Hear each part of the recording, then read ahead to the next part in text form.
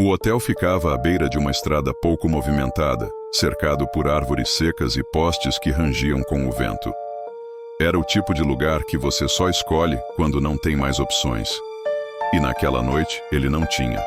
O vendedor ambulante de meia idade, roupas puídas e olhos cansados, parou seu carro com o tanque quase seco. O letreiro apagado piscava ocasionalmente. Hotel Vitória. Um nome irônico para um lugar onde ninguém parecia vencer nada. A recepção estava vazia, exceto por um senhor de expressão ausente que entregou a chave do quarto 212, sem sequer perguntar seu nome. Ele subiu as escadas com passos lentos, a madeira rangendo sob seus pés, como se protestasse contra cada movimento. Assim que girou a chave, a maçaneta cedeu com um estalo seco. O quarto era simples: cama de casal, cortinas empoeiradas, um relógio de parede e uma televisão velha que exibia apenas estática. Mas quando ele entrou, algo mudou. O som do motor dos carros lá fora sumiu, o vento cessou. A TV continuava, chiando, mas não emitia som algum. O relógio da parede marcava 23h47 e parou. O tic-tac cessou como se o próprio tempo tivesse se cansado de existir ali dentro. Ele franziu o senho, bateu no visor do relógio, depois checou o de pulso. Parado também. Confuso, tentou ouvir o barulho de fora, qualquer sinal de vida, mas o silêncio era absoluto, denso, sufocante. Andou até a janela, abriu a cortina e nada. Nem luzes, nem sons, nem vento. O mundo do lado de fora parecia ter sido desligado, como se o quarto tivesse sido isolado do resto da realidade. Ele piscou, olhou para as próprias mãos. Tudo parecia normal: pele, rugas, unhas, exceto pelo fato de que o tempo, ali, havia deixado de correr, e ele ainda não sabia que jamais sairia dali por vontade própria. Ele tentou manter a calma, repetindo para si mesmo que era só cansaço, um delírio de exaustão. Talvez tivesse cochilado e estivesse sonhando com tudo aquilo, mas por mais que tentasse, não conseguia acordar. Cada objeto do quarto parecia sólido, real. O carpete manchado sob seus pés, o cheiro de mofo impregnado nas paredes, o toque frio do espelho ovalado sobre a penteadeira, tudo existia, exceto o tempo. Na tentativa de restaurar algum senso de normalidade, ligou o interruptor. A luz acendeu, mas não piscou. Estava como que congelada num brilho estático, sem oscilação, sem sombra. Caminhou até a porta e girou a maçaneta. Travada. Ele não a tinha trancado. Forçou com mais intensidade, chutou, gritou. Nada. Nenhuma resposta, nenhum ranger no corredor, nenhum eco. A ausência de som era tão total que até o próprio grito parecia se desfazer no ar, abafado por algo invisível e inominável.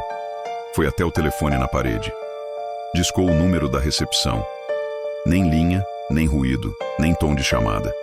Como se o aparelho fosse uma peça cenográfica, uma simulação de normalidade. Tentou abrir a janela, mas ela parecia colada ao batente, como se não houvesse dobradiças. Então, olhou de novo para fora. A rua, os postes, o mato estavam ali, mas sem vida. Como se fossem uma fotografia, uma ilusão impressa no vidro. Ele então percebeu algo ainda mais inquietante. Não sentia fome, sede ou cansaço. O peso nos ombros, tão comum depois de um dia vendendo quinquilharias na estrada, tinha sumido. Sentia-se igual a quando entrou, com os músculos relaxados, a mente estranhamente desperta. O tempo havia parado, e com ele, tudo que dava ritmo à vida. E naquele instante, a ideia mais terrível passou por sua mente. E se ele tivesse cruzado um limite invisível, e agora estivesse preso entre os segundos? Nos primeiros dias, ou o que ele acreditava serem dias, tentou deixar pistas. Escreveu mensagens em papéis de bloco de notas encontrados na escrivaninha. Estou aqui, me tirem daqui. Dobrou com cuidado e empurrou por baixo da porta. Ao fazê-lo, sentiu uma estranha resistência, como se o papel passasse por uma barreira invisível. Ele se agachou para observar curioso.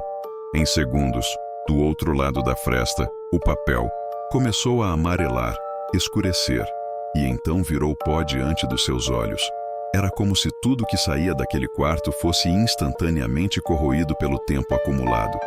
Fez outros testes, jogou fora moedas, anéis, até um sapato. O mesmo destino. Era como se o tempo estivesse comprimido do lado de fora e, ao tocar qualquer coisa vinda de dentro, ele se vingasse com décadas de envelhecimento em segundos. Nenhuma mensagem chegaria a alguém. Nenhum pedido de socorro sobreviveria. O quarto o mantinha. E o mundo do lado de fora se recusava a tocar nele. Começou a escrever em paredes. Tinta, batom, sangue, qualquer coisa que deixasse rastro. Quarto 212, não entre. Mas no instante em que encostava algo na porta ou na janela, os traços desapareciam. A barreira era total. Então ele tentou o oposto: abrir um buraco. Usou pedaços de madeira, quebrou a parte inferior da cama para fazer alavanca e tentou arrancar o trinco. Nada cedia. Nem a parede, nem a maçaneta. Era como se o espaço estivesse petrificado, inviolável. Na ausência de saída, começou a escrever um diário. Se alguém encontrar isso, talvez descubra o que esse lugar é. Mas mesmo o papel do diário parecia estranho. Ele escrevia, e as palavras desapareciam com o tempo, como se o próprio quarto o proibisse de deixar memórias. Não havia marcas, não havia história, apenas o presente absoluto e o silêncio. Com o passar do tempo, ou sua ausência, ele começou a sentir presenças, pequenas distorções no quarto. Um sussurro, que não era som. Um vulto refletido no espelho quando ele não estava olhando diretamente.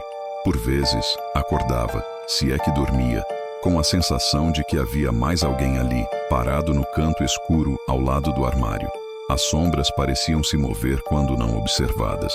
E mais de uma vez ele teve a certeza de ouvir um choro abafado vindo de dentro da parede. Foi então que percebeu: ele não era o primeiro. Outros já haviam estado ali, presos, como ele, e talvez ainda estivessem.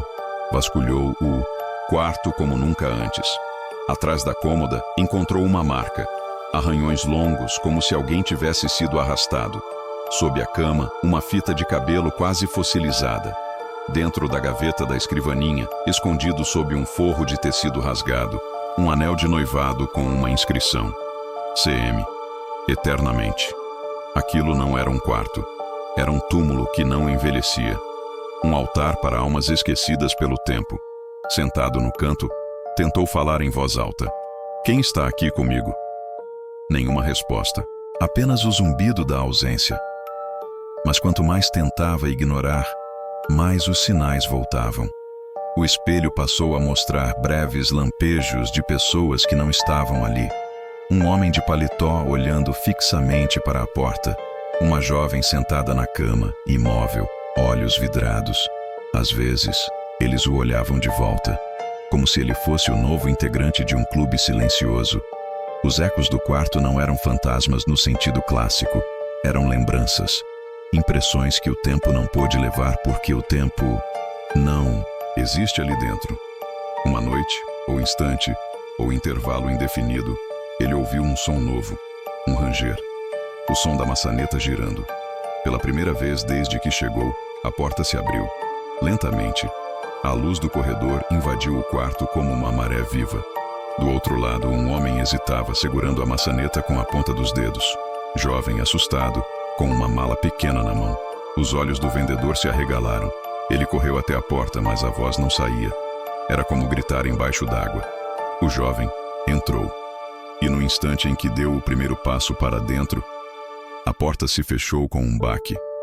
O tempo, mais uma vez, foi selado. O vendedor tentou falar, explicar, mas sua própria voz parecia presa num idioma que ele não conhecia mais. O rapaz olhou ao redor, confuso, e então fixou os olhos naquele homem de aparência cansada, parado no meio do quarto como uma estátua. Onde estou?" perguntou o jovem. O vendedor abriu a boca, mas não conseguia formar palavras. Algo dentro dele tinha apagado. A linguagem, a memória, o próprio nome. Ele tentou lembrar quem era, de onde viera, por que estava ali, mas não conseguia. A presença do novo hóspede parecia ter esvaziado o que restava da sua consciência. Era como se o quarto, para aceitar um novo, precisasse esvaziar o anterior. O ciclo recomeçava, e o mais terrível era que ele não sabia mais como alertar o outro. Só podia observá-lo, como os ecos que vira antes. O novo hóspede começou a sentir o mesmo. Relógio parado, telefone mudo, janela imóvel. Tentou sair, tentou gritar, tentou bater nas paredes. E o homem, agora calado, imóvel, sem nome, apenas o observava. Às vezes chorava.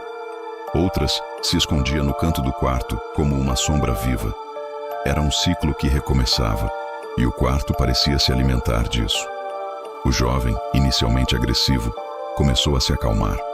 Passaram-se dias, semanas, talvez meses ou minutos. O tempo já não importava, e em algum momento ele também parou de tentar. Sentou na cama, encarou o espelho, esperou. Sentiu presenças, ouviu murmúrios. Notou a figura silenciosa do homem perder forma, até tornar-se apenas mais uma mancha na paisagem imutável do quarto. E então, tudo recomeçou. Fora do quarto, o mundo avançava. Carros passavam na estrada. O hotel mudava de donos. Novos gerentes, reformas. Outros quartos ganhavam pintura nova. Mas o 212 permanecia fechado, trancado, a chave desaparecida. Funcionários diziam que o quarto estava em manutenção. Outros que estava interditado. Mas ninguém sabia explicar o porquê. Em reuniões de fim de expediente, alguns contavam histórias. Um vendedor sumiu ali. Teve um rapaz que entrou e nunca mais saiu. O quarto está amaldiçoado. E então decidiram lacrá-lo. Tijolos foram colocados na entrada. O número 212 foi retirado. O quarto desapareceu do mapa do hotel. Mas ele ainda estava lá, intocado, invisível, esperando.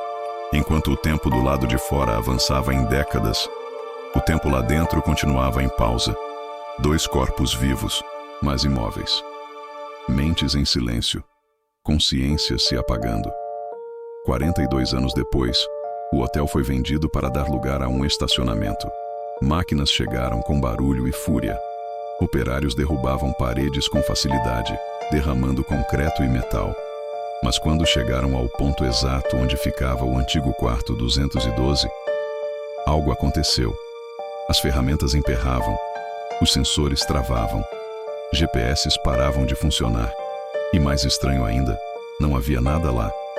Apenas um espaço vazio, um pedaço do terreno que não podia ser tocado, nem visto. Mas todos sentiam algo ali, um frio na espinha, um zumbido nos ouvidos, um desconforto inexplicável.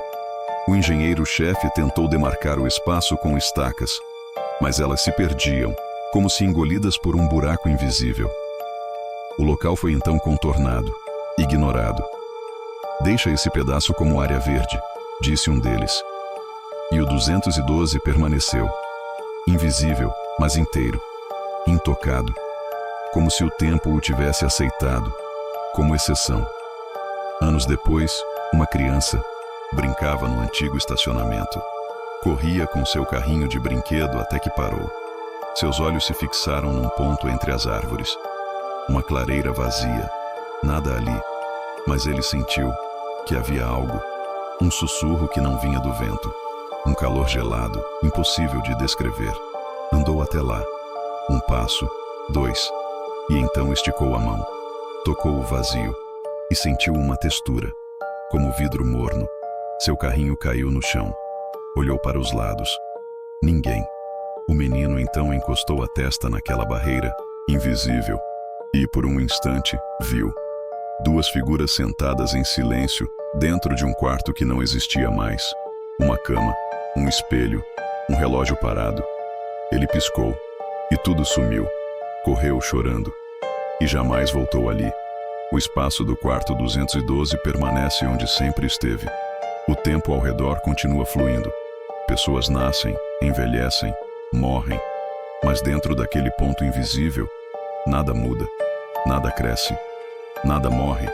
2 corpos estão lá, imóveis. 2 homens que um dia entraram e nunca mais saíram. Ninguém sabe explicar. Nenhuma câmera registra. Nenhum documento confirma. Mas quem passa por perto, às vezes, sente algo. Um sussurro, uma ausência de tempo, um chamado. E se aproxima. Porque o quarto ainda está lá. Invisível, eterno, esperando. Sempre esperando mais um. Se você sentiu o tempo parar com o quarto 212, se percebeu o silêncio crescendo como uma sombra atrás da porta, e se prendeu a cada segundo congelado dentro daquele espaço onde nada envelhece, então este canal foi feito para você. Aqui no Mistérios Não Contados, cada vídeo é um passo além da realidade, um mergulho em histórias esquecidas, lugares que não deveriam existir e segredos que insistem em sobreviver ao tempo.